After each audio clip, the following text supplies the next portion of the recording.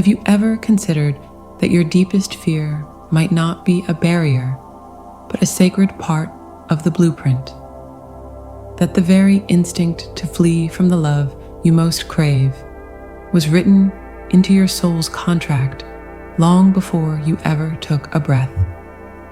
It's the ultimate cosmic joke, really, to spend lifetimes searching for a love so potent, so divinely orchestrated, only to feel a primal tremor of terror the moment it stands before you, holding up a mirror to every unhealed corner of your existence. This isn't a design flaw. This is by design. That chilling urge to run isn't a sign you're broken. It's evidence of a spiritual awakening so profound it threatens the very foundations of the identity you've worked so hard to build. You're not afraid of love. You're afraid of the magnificent, unfamiliar self you must become to be worthy of it. The self that your twin flame's presence is relentlessly and lovingly calling you to embody. And what if this fear is the very delivery mechanism for your greatest liberation?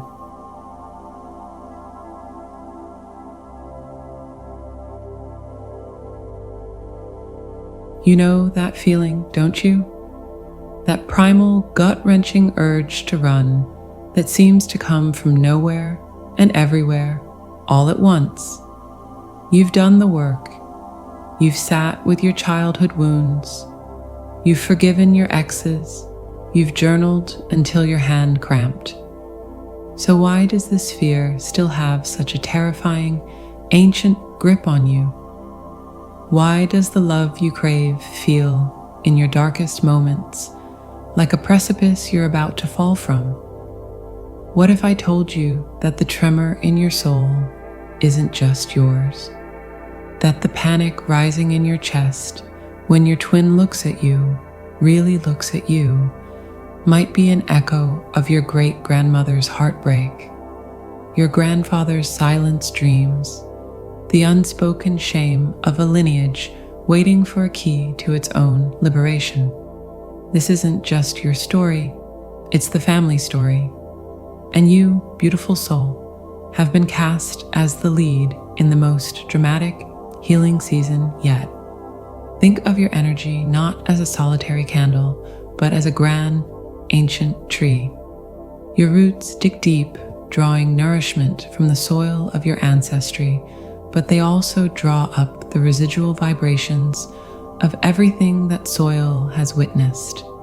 The wars fought, the loves lost, the betrayals endured, the dreams deferred for the sake of mere survival. These are not mere stories in a book. They are energetic imprints, a silent symphony of pain and resilience that you carry in your very DNA. Your twin flame connection doesn't just turn up the volume on your personal soundtrack. It conducts the entire orchestra of your lineage, bringing every dissonant chord, every forgotten melody to a roaring, unavoidable crescendo. So when you feel that inexplicable fear of being truly seen and loved by your mirror soul, ask yourself, is this my fear? Or is it the ghost of my great-grandfather who learned that love was a liability after he lost his entire family and taught his sons to build walls instead of bridges? Is it the whisper of my grandmother whose brilliant mind was deemed too much for a woman of her time and who passed down a silent, seething fear of her own power, a power your twin's admiration threatens to unleash? This is the sacred, terrifying contract you unknowingly signed. You didn't just incarnate to heal yourself. You volunteered to be the final, pivotal point of transformation for an entire bloodline. The twin flame is the ultimate trigger because their energy is so pure, so high vibrational, that it acts like a spiritual MRI scan. It highlights everything that doesn't match its frequency, including the calcified, inherited pains you mistook for part of your own personality. The runner isn't rejecting love. They are instinctively recoiling from the sheer magnitude of a healing assignment they feel utterly unequipped to handle. It's the soul's version of being handed the blueprints to renovate a cathedral when you thought you were just here to paint a garden shed. But here's the miraculous part, the joke the universe plays on us all. You were never meant to heal it alone. The very connection that activates this profound fear is also the exact, precise catalyst and balm needed to heal it. Your twin's energy, once you stop fighting it, provides the strength, the clarity, and the unconditional love required to face those ancestral ghosts, not as a burden, but as an honored responsibility. You are not alone in this. You are the chosen representative of your line, standing at the brink of a new dawn, armed with a love so potent it can quiet centuries of sorrow. And the most breathtaking part? This healing doesn't just free you. It liberates everyone connected to you, past, present, and future. It changes the entire story, which makes you wonder, doesn't it? If this fear is really about the past, what does its healing unlock for your future? And what other mysterious, pre-written contracts might your soul have agreed to that are just waiting to be discovered and embraced?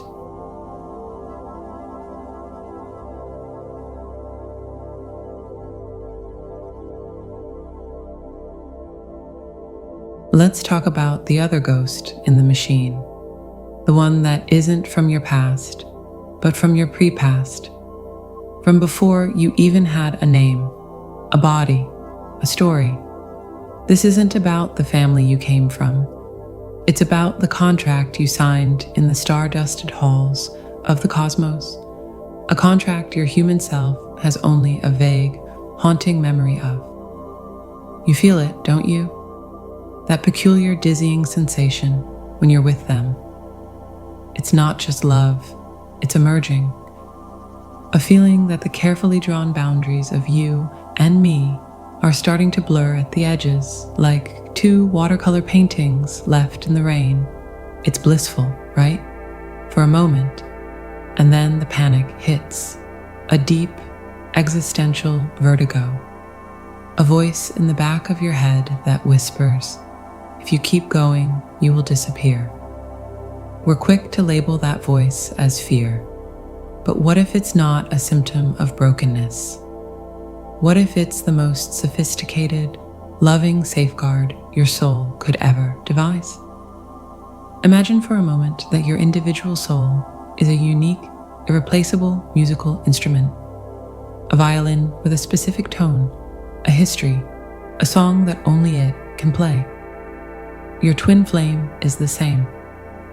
Now, the goal isn't to glue the two violins together into some unwieldy, double-necked Frankenstein's monster of an instrument. The goal is to play a divine duet. But to do that, each instrument must be perfectly tuned, practiced, and capable of standing on its own merit. The fear of merging, of losing yourself, is your soul's way of yanking the bow away from the strings and saying, wait, you're not ready for the symphony. You're still practicing your scales. This is the pre-incarnation agreement.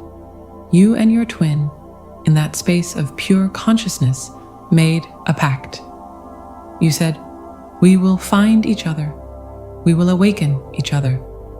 But we will not fully merge until we have each become a complete masterpiece on our own. Why? Because a union born of need is a cage. A union born of two whole sovereign beings is a universe of limitless creation. The fear is the enforcement mechanism for that contract. It's the spiritual bouncer at the door of divine union, checking your ID and asking, Are you whole enough to come in? Have you found yourself yet? Or are you just trying to lose yourself in him? Your twin flame doesn't complete you. That's a romantic fairy tale that sells books and causes a lot of trouble. Your twin flame confirms your completion. They are the living, breathing mirror reflecting back to you the wholeness you've been diligently building, or painfully, the gaps you've been ignoring. That terrifying feeling of your identity dissolving isn't a prediction of your annihilation. It's a preview of your upgrade.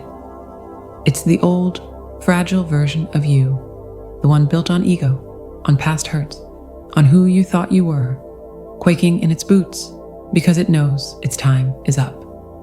The love is so vast it cannot fit into that small container anymore. The container must break, so you run, or they run, not from love, but from the demolition. It's terrifying to watch the walls you spent a lifetime building crumble to dust, even if the architect of the demolition is the one who knows your soul's blueprint better than anyone. You're not afraid of love. You're afraid of the magnificent, powerful, and utterly unfamiliar self you will have to become to be capable of sustaining it. This journey was never about finding your missing half. It was about realizing you were never missing anything to begin with. And then, from that place of empowered, joyous wholeness, choosing to dance with the one who mirrors that glorious truth back to you in every possible way. The fear is the fire that forges your sovereignty, and it makes you wonder, if this is what the fear is truly for, how breathtakingly powerful must you be destined to become on the other side of it?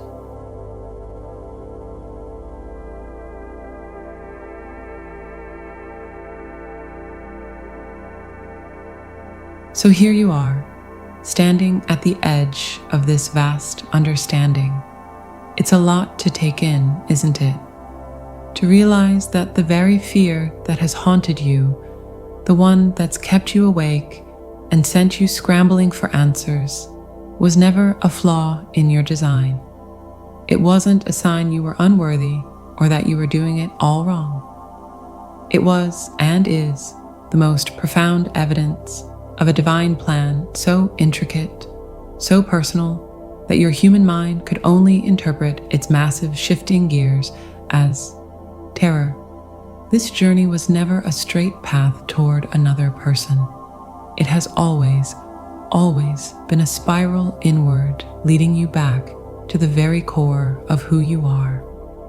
Before the world told you who to be, before the ancestors passed down their unfinished battles, before you agreed to the beautiful, daunting contract of this life, your twin flame is the magnetic north on your inner compass.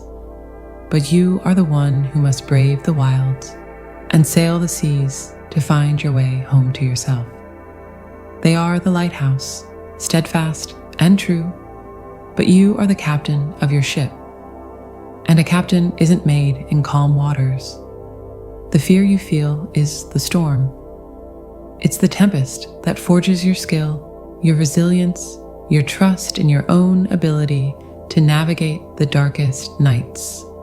Without it, you'd just be a passenger on a calm cruise, never knowing the incredible strength that lay dormant within your own hands on the wheel. So please, I invite you to make a gentle, quiet shift within.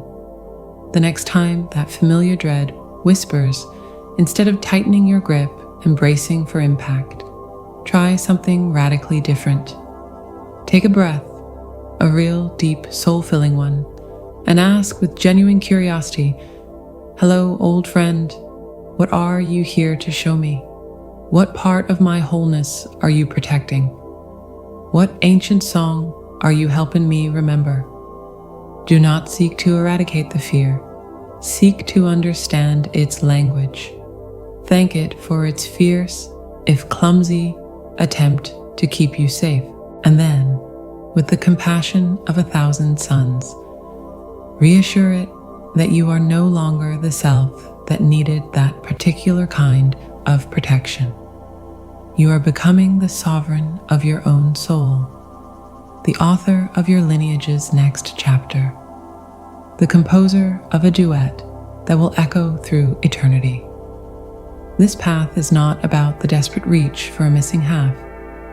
It is the courageous, joyous, and sometimes terribly awkward dance of two complete universes choosing to orbit a shared sun. The fear is just the gravitational pull, the physics of a love so real it literally rearranges your cosmic makeup. It's supposed to feel disorienting. You're becoming new. And the most beautiful part? The journey doesn't end with the fear dissolving. It simply evolves into something else entirely. A quiet hum of anticipation, a thrilling curiosity for the next unknown, a trust so deep it feels like the earth beneath your feet. You trade the fear of the storm for the exhilaration of the sail. You are exactly where you need to be. Every tremor, every doubt, every step forward and seeming step back is part of the most important work you will ever do. The work of becoming so utterly, unshakably yourself that love is no longer a need, but a breathtaking choice. And that beautiful soul is a choice that changes everything. And isn't it fascinating to consider that the very thing you thought was keeping you from your miracle was all along the precise mechanism delivering you to it? But that is a revelation for another day.